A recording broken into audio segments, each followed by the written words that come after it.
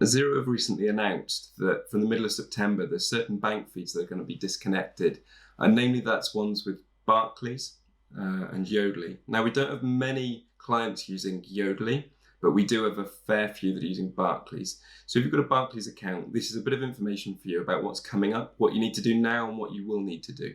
Feeds will stop working in the middle of September. Xero are already saying that you should disconnect the existing feed, but my suggestion to you is that you wait, because the new feed isn't ready yet, and I wouldn't disconnect the old one until the new one's ready to go, at least if you can help it. Hopefully Barclays will have it ready before the old feed is turned off in the middle of September. But that's a hard deadline because it's based on an EU regulation, so Xero will have no option but to turn off the feed next month.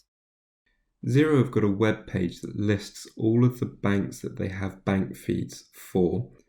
It says whether any change is going to be needed. You'll see on some of them no changes needed. That's because the existing feed is already compliant with the EU regulations coming in next month. So as we go down the list, you see that Barclays is here. It says that current accounts, that the new feed should be available from August, and that's the business current accounts.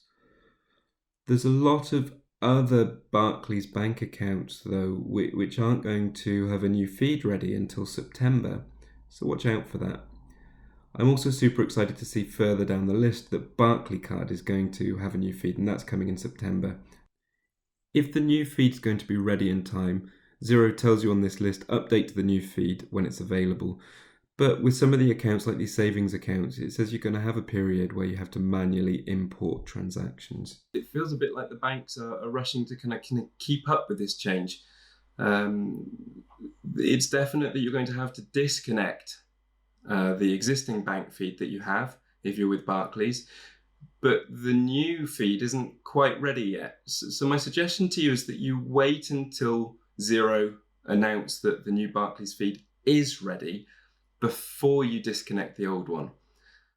So what do you need to do? Well, let's wait until Xero say, yep, the new feed is ready. And then once they do, you need to go into Xero and disconnect the old feed. Once it's disconnected, you'll then need to reconnect Xero to Barclays. You'll need to put login details in, and then you'll need to provide some authentication information. That's a process you're going to have to repeat every 90 days, which is a bit of a hassle compared to the old route, but I'm afraid it's the only option available. Bank feeds remains the absolute best way of getting information into Xero from your bank.